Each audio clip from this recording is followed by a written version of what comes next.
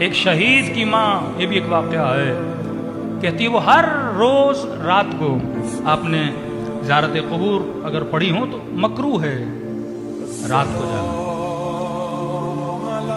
بالاخص شب جمعہ۔ ہمارے یہاں لوگ جاتے شب جمعہ ہیں قبور کی زیارت پہ، لیکن علماء فرماتے کراہت ہے بالاخص شب جمعہ رات کو جانا۔ اس کا ریزن ہے، جاؤ دوپہر کو جاؤ قبرستان فاتحہ کر کے آؤ، صبح کے وقت جاؤ فاتحہ کر کے آؤ، رات کو کہتے نہ جایا کرو۔ یہ شہید کی ماں، اس کو بیٹے سے اتنا لگاؤ تھا، یہ ڈیلی بیسس پہ رات کو جاتی تھی بیٹے کی قبر پہ، کئی گھنٹے قرآن پڑھا، زیارت پڑھی، باتیں کی، گریہ کیا۔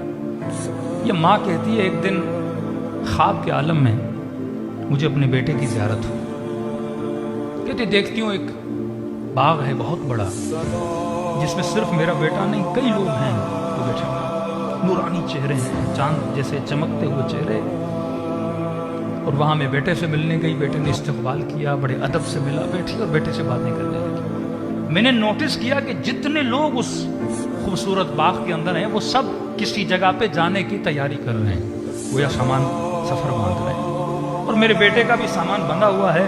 تو میں نے کہا کہ میرے لال یہ کہاں جا رہے ہیں؟ تو کہا کہ اماں یہ سب وادی السلام جا رہے ہیں، آج شب جمعہ ہے، لہٰذا ہر شب جمعہ مومنین کی ارواح وادی السلام جاتی ہیں اور امیر المومنین سے متاع علم اور علم معرفت کے دروازے امیر المومنین دیتے ہیں اور یہ حاصل کرتی ہیں۔ مطلب مرنے کے بعد علم کا سلسلہ بند نہیں ہے، عمل کا سلسلہ بند ہو جاتا ہے، لیکن مرنے کے بعد جو علم کی منازل ہیں، معرفت کی منازل ہیں، وہ انسان کی جاری رہتی ہیں، انسان بزی رہتا ہے۔ فرمایا سارے جا رہے ہیں۔ تو کہتی میرے لال تو کیوں نہیں جا رہا؟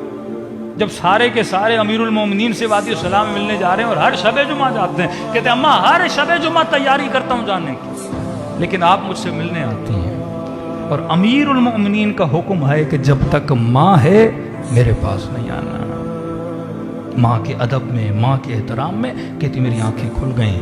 اس دن کے بعد کہتی ہے میں شب جمعہ بیٹے کی قبر پہ نہیں گئی، کہنے لگی میں اسے علی کی ملاقات سے روکوں گی نہیں، جب بھی جاتی تھی یا دوپہر کو جاتی تھی یا صبح کو جاتی تھی۔ تو مرنے کے بعد مرنا ایک مرحلہ ہے جس سے انسان گزرتا ہے، اور گزرنے کے بعد اگر انسان نیکیاں کرتا ہے تو کبھی وہ مایوس نہیں ہوتا، کبھی بڑھاپے میں ڈپریشن میں نہیں جاتا اگر اس کا عمل اچھا ہو۔ آیت اللہ العظمیٰ شیرازی سے پوچھا گیا، شاگردوں نے کہا قبلہ یہ بتائیے اگر آپ کو پتہ چلے کہ ایک ہفتے میں آپ کی موت ہو جائے گی، اس ایک ہفتے میں آپ کون سے خاص اعمال انجام دیں گے؟ جیسے ہمیں پتہ چلے موت قریب ہے، ظاہر بندہ زیادہ نمازی بن جائے گا، نماز شب کا پابند بن جائے گا، جھوٹ نہیں بولے گا، تہمت نہیں لگائے گا، گالیاں نہیں دے گا، غیبتیں نہیں سنے گا، جتنا ہو سکے وہ نیک ہونے کی کوشش کرے گا۔ اب آغا شیرازی سے پوچھ رہے، شیرازی کبیر سے، کہ یہ بتائیے کہ اگر آپ کو پتہ چلے کہ ایک ہفتہ زندگی کا باقی ہے تو آپ کیا کریں گے؟ آغا شیرازی نے ایک ہی جملہ مسکرا کر کہا میرے لال میں وہی کروں گا جو آج تک کرتا ہوا آیا ہوں۔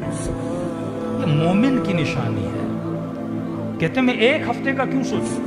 جب سے اللہ نے شعور دیا میں لمحہ بلمحہ موت کے انتظار میں رہتا ہوں۔ یہ اہل بیت کے جملے نا کہ ہم اہل بیت پہ فرق نہیں پڑتا کہ موت ہم پر آئے یا ہم موت پر آ جائیں، پر میں ایک موت ایک انگلی بھی نہیں بلکہ ایک لمحے کی مسافت سے تجھ سے دور ہے، ضرورت یہ ہے کہ تو موت کے لیے تیار ہو جائے۔